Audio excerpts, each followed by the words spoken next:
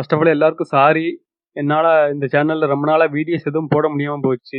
ஏன் அப்டின்னா, என்னோட லேப்டாப் கொஞ்சம் ப்ராப்ளம் ஆயிட்டு, அதனால வீடியோஸ் எதுவும் ரெடி பண்ணி என்னால போட முடியல. சரி, அதனால தான் இந்த வீடியோல கூட எல்லாம் இமேஜஸ் மட்டும் யூஸ் பண்ணியிருப்பேன். கொஞ்சம் அட்ஜஸ்ட் பண்ணிக்கோங்க. இந்த வீடியோ எதுக்காக அப்டின்னா, டிஐபிஆர்ல உள்ள ஜூனியர் ஃபோட்டோகிராஃபர் போஸ்ட் வந்து டிஎன்பிஎஸ்சிலேருந்து நோட்டிஃபிகேஷன் ரிலீஸ் பண்ணியிருக்காங்க. அதில குவாலிஃபிகேஷன் என்ன ஃபிக்ஸ் பண்ணியிருக்கு அப்டின்னா, பிஎஸ்சி விஷுவல் கம்யூனிகேஷன் அப்டின்றத மட்டும் தான் ஃபிக்ஸ் பண்ணியிருக்காங்க. அப்படிதான் நோட்டிஃபிகேஷன்ல குடுத்துருக்கு. அப்படின்னா அந்த பிஎஸ்சி விஸ்காம் படிச்சவங்க மட்டும் தான் எலிஜிபிளா அப்படின்னு ஒரு டவுட் வரும். அந்த டவுட்ட கிளாரிஃபை பண்றதுக்காக தான் இந்த வீடியோ. சரியா? வாங்க வீடியோக்குள்ள போலாம். இதுல நம்ம பேசிக்கா தெரிஞ்சுக்க வேண்டிய விஷயம் என்ன அப்படின்னா, ஒரு டிகிரி இருந்தது அப்படின்னா, அதுக்கு ஈக்குவலன்ட்டா ஒரு டிகிரி இருக்கும். அப்படி இல்லன்னா 1க்கு மேற்பட்ட டிகிரி கவர்மெண்ட் வந்து ஃபிக்ஸ் பண்ணுவாங்க. அது எதுக்காக அப்படின்னா, வேலை வாய்ப்புல வந்து 2 பேருக்கும் ஈக்குவலா சம வாய்ப்பு குடுக்கணும் அப்படின்றதுக்காக அத வந்து ஹையர் எஜுகேஷன் டிபார்ட்மெண்ட் வந்து முடிவு பண்ணி அதுக்கான அரசாணைகள் எல்லாம் விடுவாங்க.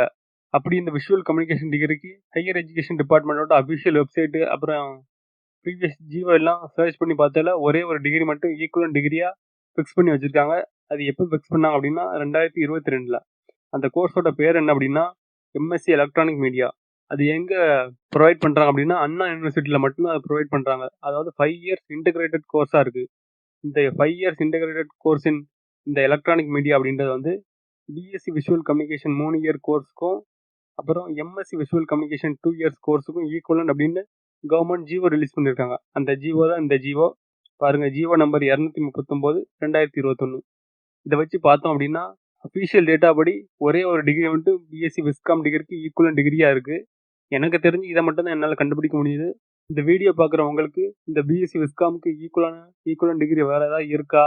இருந்தா கமெண்ட் பண்ணுங்க. அது எல்லாரும் தெரிஞ்சுக்கட்டும். சரி, இதோட பிடிஎஃப் வந்து நம்ம டெலிகிராம் சேனல்ல போட்டிருக்கேன். வேணா எடுத்து யூஸ் பண்ணிக்கோங்க. அப்புறம் இந்த பிடிஎஃப் எடுத்த வெப்சைட்டோட லிங்க்கும் நான் டிஸ்கிரிப்ஷன்ல கொடுக்குறேன்.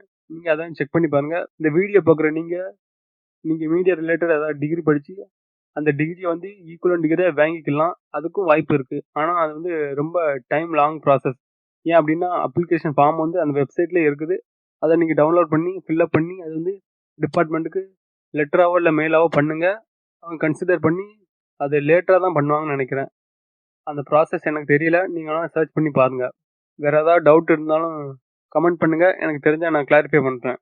அப்புறம் ஜூனியர் ஃபோட்டோகிராஃபர் எக்ஸாமுக்கு நீங்க படிச்சீங்க அப்படின்னாலும், இல்லை உங்களுக்கு தெரிஞ்சவங்க யாராவது படிச்சாங்க அப்படின்னாலும் இந்த வீடியோ அவங்களுக்கு ஷேர் பண்ணுங்க.